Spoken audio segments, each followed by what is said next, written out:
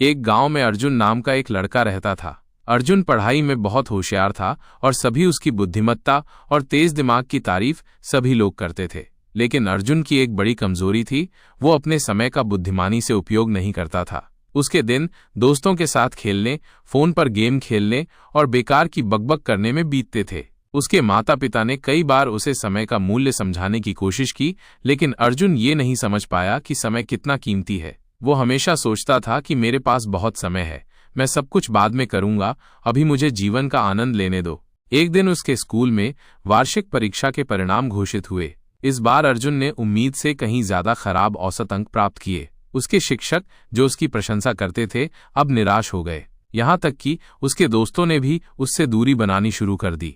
जब अर्जुन घर लौटा तो उसने देखा उसके माता पिता उसकी रिपोर्ट कार्ड को देख रहे थे। उनकी आंखों में स्पष्ट निराशा थी। अर्जुन को खुद पर गुस्सा आया, लेकिन वो नहीं जानता था कि अपनी आदतों को कैसे बदले।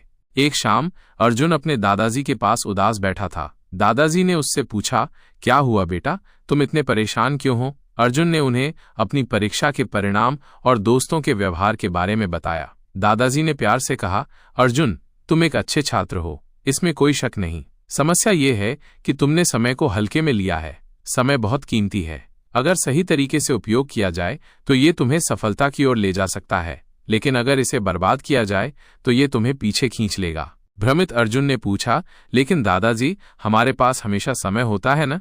मैं इसे बाद में भी इस्तेमाल कर सकता हूँ। दादाजी गंभीर हो गए और कहा, नहीं बेटा, समय एक नदी के बहते पानी की तरह है। एक बार बह जाने के बाद ये कभी वापस नहीं आता। मैं तुम्हें एक कहानी सुनाता हूँ जो तुम्हें समय के मूल्य को समझने में मदद करेगी। दादाजी ने शुरू किया, बहुत समय पहले विक्रम नाम का एक शक्तिशाली राजा था। उसके पास अपार धन, भव्य महल और अनगिनत नौकर चाकर थे। लेकिन विक्रम को छोटी छोटी बातों पर अपना समय बर्बाद करने की आदत थी। वो देर से उठता था, दरबार में जाने के बजाय अपने दोस्तों के साथ समय बिताता था और हर काम को ये कहकर टाल देता था कि मैं इसे कल करूंगा। एक दिन राजा के दरबार में एक ऋषि आए। ऋषि ने कहा, महाराज, आपके पास सब कुछ है, लेकिन आप अपना सबसे मूल्यवान खजाना समय बर्बाद कर रहे हैं। उन्होंने उसे सावधान किया कि समय को हल्के में मत लो, ये बड़े से बड़े राजा को भी बर्बाद कर सकता है। लेकिन राजा ने एक न सुनी। साल बीत गए और राजा बूढ़ा हो गया। उसका स्वास्थ्य खराब हो गया, उसका राज्य कमजोर हो गया और उसके सैनिक युद्ध हारने लगे। उसके लोगों ने उस पर विश्वास खो दिया। तब राजा को एहसास हुआ कि उसने अपना समय व्यर्थ की चीजों पर बर्बाद किया है। उसने सलाह लेने के लिए ऋषि को खोजने की कोशिश की, लेकिन ऋषि कहीं नहीं मिले।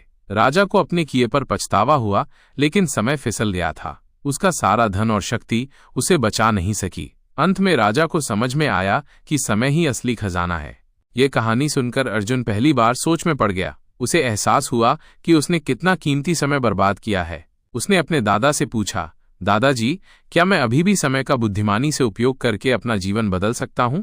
दादाजी मुस्कुराए और कहा, बिल्कुल बेटा, समय का पहिया कभी नहीं रुकता। अभी भी देर नहीं हुई है। अपनी बुरी आदतों को छोड़ दो, अपनी पढ़ाई पर ध्यान दो और हर पल का सदुपयोग करो। अर्जुन ने अपने दादाजी की बात मानी। उसने खेलना और बेकार की बातें करना कम कर दिया और अपनी पढ़ाई में मन लगाया। उसने एक समय सारणी बनाई और उसका सख्ती से पालन किया। धीरे धीरे उसके अंकों में सुधार होने लगा। अपने प्रयासों के परिणाम देखें और अगली परीक्षा में उसने अपनी कक्षा में प्रथम स्थान प्राप्त किया। अंततः वो एक सफल व्यवसायी बन गया और अपनी जीवन शैली की कहानी से सभी को प्रेरित किया। समय का बुद्धिमानी से उपयोग करना ही सफलता की